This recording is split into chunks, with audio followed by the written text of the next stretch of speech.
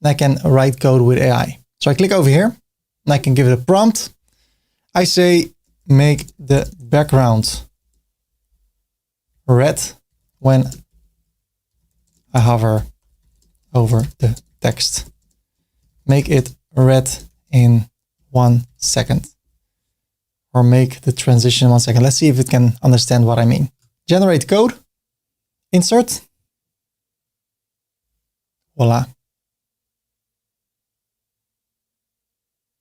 Okay. Let's do something else. Make the background red when hovering over the text. Let it become red in 1 second and add a padding of 20 in 1 second on hovering. Generate code. So it should become red, the background, and the text should become a little bit smaller, or the padding should become bigger.